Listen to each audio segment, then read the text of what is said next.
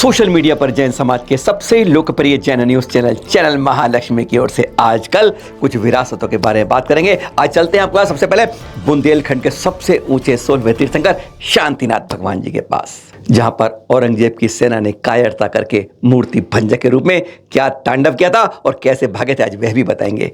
कहते हैं जहां पर उद्भूत भीषण जलोदर भार गुना सुनकर लोगों के रोग ठीक हो जाते हैं। आज वहीं चलते हैं आपके पास, सीधा पहुंचते हैं इतिहास के पन्ने पलटते हुए आपके साथ। बस यही है वह चांदपुर जहाजपुर के नाम से विख्यात, देवगढ़ से मात्र 13 किलोमीटर दूरी पर ललितपुर के अंदर, जहां का इतिहास आज आपके सामने खोलते हैं। चलते हैं मंदिर में, आपके साथ प्रवेश करते हैं। ASI का लगाइए शिलालेख भारतीय सर्वेक्षण विभाग का।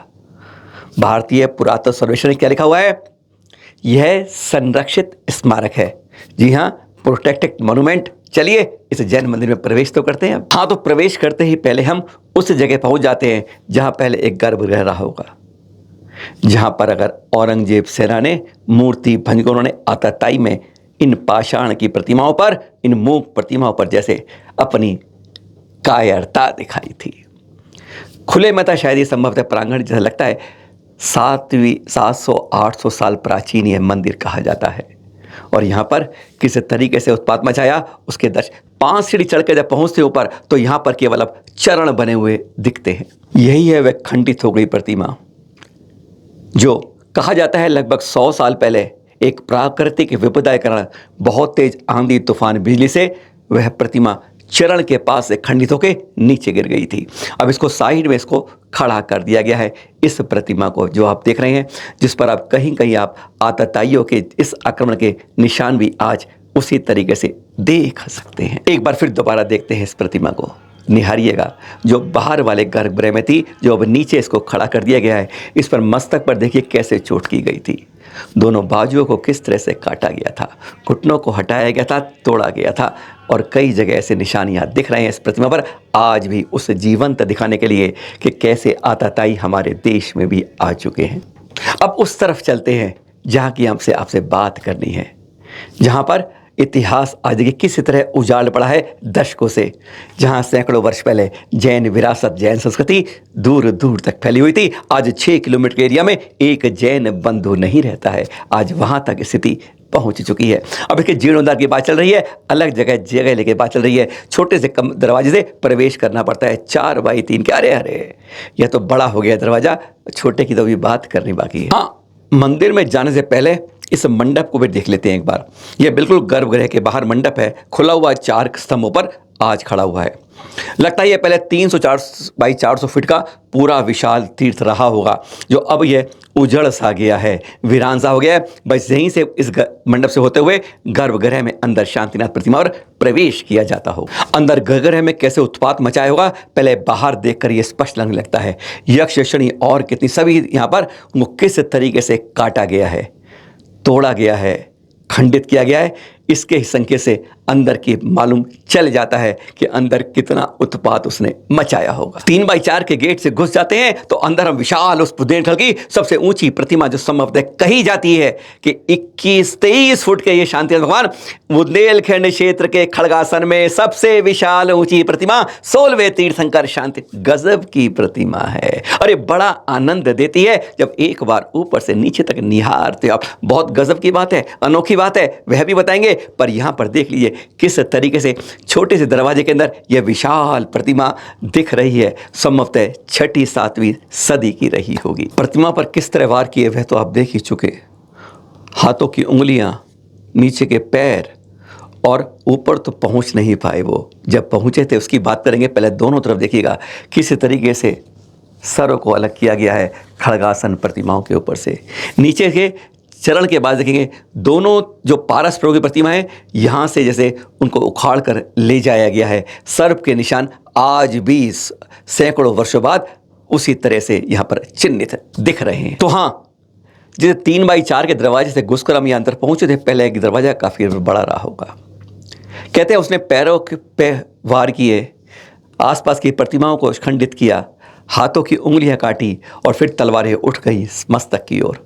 कि गर्दन हटानी है जैसे औरों की हटाई थी। कहा जाता है कि उन तलवारों के उठी थी, तलवारें खड़ी हुई थी कि बाहर का दरवाजा चौड़ा संकरा होने लगा, छोटा होने लगा, जैसे आप देखते हैं लिफ्ट बंद होने लगती है, बस उसी तरह छोटा होके मात्र 2 बाई 1.5 फुट का रह गया। घबरा गए, अरे ये मंदिर के अंदर हमारा कब्रिस्तान बन जाएगा। उल्टे पांव एक संड में भाग गए, रुक नहीं पाए।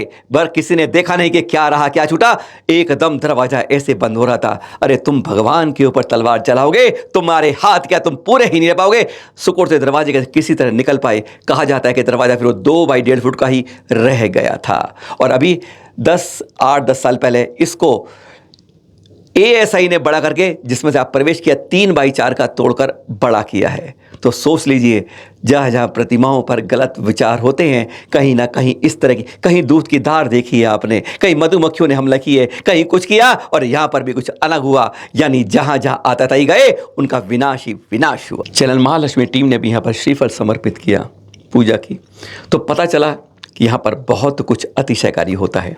आसपास के क्षेत्रों में कभी कोई कार्यक्रम होता है, पूजा होती है, विधान होता है, पंचमला कुछ होता है, पहले यहाँ पर आके शानुमा से अर्जी लगाई जाती है, श्रीफल भेंट किया जाता है, ध्वजा चढ़ जाती है, तब जाके उस कार्यक्रम की शुरुआत की जाती है। यहाँ के अध्यक्ष अरविंद जैन जी और महामंत्री धन्य कुमार जी ने चैनल महालक्ष्मी को कई जानकारियाँ दी।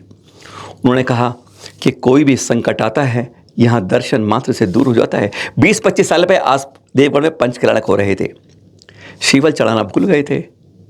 वहाँ कार्यक्रम जिस दिन शुरू हुआ, उसी दिन अचानक तेज धूप से आंधी, तूफान और बारिश शुरू हो गई। घबरा गए, महाराज जी पहुँचे, महाराज ने 2 मिनट ध्यान लगाया और उन्होंने कहा, अरे तुमने एक बहुत बड़ी गलती कर दी है। वहाँ जाके शांतिनाथ भगवान जी से तुमने अनुमति नहीं ली है। कमेटी भाग भाग के यहाँ पर आई, यहाँ उसने समर्पित किया श्रीफल और ध्वजा। कहते हैं कि यहाँ वो समर्पित कर रही थी, वह तूफान शांत हो रहा था और चंद मिनटों में मौसम बदल चुका था। यह घटना एक नहीं है, ऐसे कई प्रमाण उन्होंने दिया। उन्होंने बताया कि यहाँ आके लोग भक्तामर स्रोत का 45वां श्लोक जरूर पढ़ते हैं, उद्भूत भीषण जलोदर भार गुणाशोच्याम दशाम जीवित तो पाद पंकज रजोमर दिग्ध देहा मतर्या भगवंती तुल्य रूपा। कि यहाँ पर आकर जब वो पढ़ते हैं तो कहते हैं रोग शोक सब विनाश हो जाता है। यहाँ पर एक बार पढ़ते हुए श्लोक चढ़ाकर श्रीफल समर्पित किया जाता है। आज भी लोग दूर दूर से आकर यही 45वां श्लोक पढ़ते पढ़ते श्रीफल भेंट करते हैं और यहाँ से सैकड़ों हजारों लोग ठीक होकर जाते हैं। यह आज भी यहाँ की कहा जाता है अतिशय रूप से भक्ति और समर्पण की पराकाष्ठा यहाँ पर आज भी देखी जाती है। चलन महालक्ष्मी टीम जैसे ही चलने को हुई, इस बार वह पीछे पीठ मुड़ के नहीं गई, उल्टी जा रही थी, चेहरे पर नजर टकटकी लगाकर निहारती जा रही थी। पता नहीं चेहरे में क्या आकर्षण था कि बस वही देखती जा रही थी, जैसे भगवान ये पाषाण भगवान बन चुके थे, एक जीवंत हो चुके थे, मुस्कुराते कह रहे थे जा रहे हो जाओ, पर ध्यान रखना तीर्थों के संरक्षण का जो वादा तुमने कभी किसी से किया है, जो आज तुम जीवंत करने चले हो, इनको संभालते रहना, इस बात में कलम और आवाज आगे बढ़ाते रहना। उस मुस्कुराती छवि को देखते जा रहे थे, जैसे कुछ आशीर्वाद दे रही है। भक्ति में हम ओत प्रोत हो गए थे, पता नहीं चला कि वापस जाने के 3 सेकंड हमें 3 मिनट लग गए थे। वहीं की कुछ प्रतिमाएं यहाँ 50 कदम दूर ठहरने के स्थान पर रखी हुई हैं, जहाँ 2-3 वर्ष से एक साधु भी यहाँ पर विराजमान है। बताया यहाँ पर अरविंद जी ने कि यहाँ से सैकड़ों प्रतिमाएं झांसी के रानी संग्रहालय में ले जाई जा चुकी है। और फिर दोनों ने और जानकारी दी यहाँ के बारे में, नवीनीकरण के बारे में। 1-1.5 किलोमीटर दूर इन्होंने जगह और ली है, 6 एकड़ से ज़्यादा जगह ले ली है लगभग, जहाँ पर वो रेलवे ट्रैक से मात्र 350 फीट की दूरी पर पड़ती है। यानी रेलवे से जाते हैं दिल्ली मुंबई की ट्रैक पर चलते हैं तो आप खिड़की से रेल की अब दर्शन कर पाएंगे। वहाँ पर ऐसी प्रतिमा लगाई जाएगी, जिन्होंने प्रतिमा ले रखी हो, दर्शन का नियम ले रखा हो, वह दूर से ही दर्शन कर पाएंगे। प्रतिमा को वहाँ विराजमान विशाल प्रतिमा को किया जाएगा। संत निवास के लिए 7 कमरों के लिए आपस में कमेटी ने अपनी राशि तय कर ली है। अब 7 कमरों की धर्मशाला बननी है, क्षेत्र का विकास होना है, इसलिए उम्मीद है कि यहाँ पर लोग आएंगे, दर्शन करेंगे और बहुत कुछ पाके जाएंगे। अरे कहते हैं लोग खाली झोली लेकर आते हैं और भरी हुई झोली लेकर जाते हैं। यहाँ के सबसे बड़े बुंदेलखंड शांतिनाथ की यही तो अति शिकारी खास बात है। उद्भूत भीषण जलोदर भार भुगना शोच्याम दशा वो जीवित आशा तो पाद पंकज रजोमृत दिग देहा मत्र्या भवंति तो तिल्य रूपा। हे भगवान, नमोस्तु भगवान के करते हुए आप सभी को सादर जय जय।